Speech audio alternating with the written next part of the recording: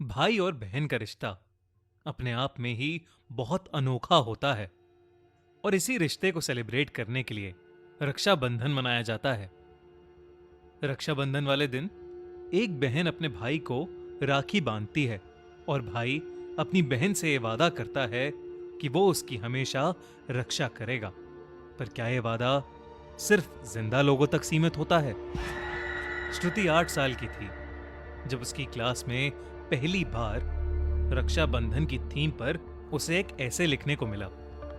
श्रुति अपने पेरेंट्स की एक लौती बेटी थी और उसके कोई क्लोज कजिन्स भी नहीं थे, तो उसने कभी रक्षाबंधन सेलिब्रेट ही नहीं किया था। श्रुति ने अपने पेरेंट्स से अपने होमवर्क के लिए हेल्प भी मांगी, पर काम में बिजी होने की वजह से दोनों में से कोई भी उसकी मदद नहीं कर पाया। अगले दिन सुबह श्रुति अपनी स्कूल बस का वेट करते हुए रक्षाबंधन पर लाइंस लिखने की कोशिश कर रही थी, लेकिन श्रुति को समझ ही नहीं आ रहा था कि वो क्या लिखे। उसे ऐसे जूझते हुए देखकर एक स्कूल यूनिफॉर्म पहना लड़का उसके पास आया। वो उम्र में श्रुति से बड़ा था, पर उसने मुस्कुराकर श्रुति से कहा, मुझे भी ऐसा ही होमवर्क मिला था कुछ साल पहले, क्या मैं आपकी मदद कर सकता हूं? श्रुति ने उसे देखा, लेकिन कोई जवाब नहीं दिया। वो लड़का फिर से बोला, रक्षाबंधन सिर्फ एक फेस्टिवल नहीं है, एक प्रॉमिस है, एक ऐसा प्रॉमिस जो एक भाई अपनी बहन से करता है। वो लड़का रक्षाबंधन के बारे में श्रुति को और बताने लगा और श्रुति भी सुनती रही। श्रुति ने उसकी पूरी बात सुनी और वो खुश हो गई क्योंकि अब उसका होमवर्क कंप्लीट होने वाला था। तभी अचानक उस बस स्टॉप पर श्रुति की स्कूल बस आ गई। श्रुति हड़बड़ाहट में बस पर चढ़ी। चढ़ते चढ़ते उसे याद आया कि श्रुति ने उस लड़के को थैंक यू तो बोला ही नहीं। श्रुति उसे थैंक यू बोलने के लिए जैसे ही पीछे मुड़ी, वो लड़का उसे दिखाई नहीं दिया। उसी शाम श्रुति अपनी मम्मी से अपने दिन के बारे में बात कर रही थी, पर उसकी मम्मी अपने काम में बहुत ज्यादा बिजी थी और वो श्रुति को ढंग से सुन नहीं पाई।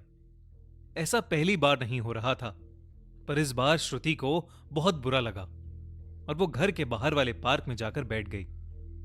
उसकी आंखों में आंसू थे। तभी श्रुति को अपने सामने एक लड़का रुमाल लिए खड़ा दिखाई दिया। श्रुति पहचान गई कि वो वही बस स्टॉप वाला लड़का था। श्रुति ने उसे देखकर थैंक यू बोला और वो श्रुति के आंसू पोंछकर उससे कहने लगा कि वो रोते हुए बिल्कुल अच्छी नहीं लगती। ये सुनकर श्रुति के चेहरे पर मुस्कान आ गई। श्रुति और वो लड़का काफी देर तक बातें करते रहे। फिर श्रुति ने उस लड़के का नाम पूछा तो उस लड़के ने कहा, मेरा नाम अमन है और मैं B9 भेरा एनक्लेव में रहता हूं। और तुम श्रुति? छोटी सी श्रुति को अपने घर का एड्रेस नहीं मालूम था, तो श्रुति ने अमन के उस सवाल पर अपनी नजरें झुका ली। पर इस पर अमन हंस दिया और उससे कहा, कोई बात नहीं, पर घर का रास्ता तो जानती हो ना, बहुत देर हो गई है, अब घर जाओ। श्रुति ने अमन को बाय किया और वो मुस्कुराते हुए घर पहुंच गई। लेकिन श्रुति जैसे ही घर पहुंची, उसकी चीख निकल गई क्योंकि उसने देखा कि उसकी मम्मी के हाथ से खून बह रहा था और वो जमीन पर गिरी हुई थी। श्रुति को कुछ समझ नहीं आया। वो रोते हुए मम्मी के पास बैठ गई। श्रुति की मम्मी ने श्रुति को उनका फोन लाने के लिए कहा। श्रुति जल्दी से भागकर अपनी मम्मी का फोन ले आई। श्रुति की मम्मी ने तुरंत हॉस्पिटल फोन किया और कहा, प्लीज जल्दी से एम्बुलेंस भेज दीजिए, it's an emergency, please reach B9 Bhera enclave. Shruti पहले से ही डरी हुई थी, लेकिन जब उसकी मॉम ने फोन पर अपना एड्रेस बोला तो श्रुति अचंभे में आ गई क्योंकि अमन ने भी अपना एड्रेस यही बताया था। उसके बाद एम्बुलेंस आई और श्रुति की मॉम को हॉस्पिटल ले गई। श्रुति की मॉम हॉस्पिटल जाकर स्टेबल हो गई।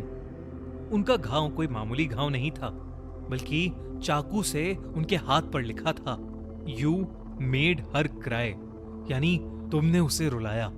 श्रुति के पापा जैसे ही हॉस्पिटल रूम में आए तो उन्हें देखते ही श्रुति की मम्मी रो पड़ी और उन्होंने श्रुति के पापा से कहा, अमन, वो मुझे दिखा, वो हमारे घर में था। श्रुति चौंक गई और कहने लगी, अमन, अमन घर आया था? श्रुति के मुंह से अमन का नाम सुनकर श्रुति के पेरेंट्स के चेहरे के रंग उड़ गए। उन्होंने श्रुति से पूछा कि वो अमन को कैसे जानती है। तो श्रुति ने उन्हें बताया कि अमन नाम का एक भूरी आंखों वाला लड़का उसे स्कूल यूनिफॉर्म पहने अक्सर मिलता है। वो जैसे जैसे अमन के बारे में बता रही थी, श्रुति की मम्मी और घबराए जा रही थी। उन्होंने श्रुति को कस के गले लगा लिया और जोर से रोने लगी। श्रुति अब सहम गई थी, क्योंकि उसने अपने पेरेंट्स को इस तरह रोते कभी नहीं देखा था।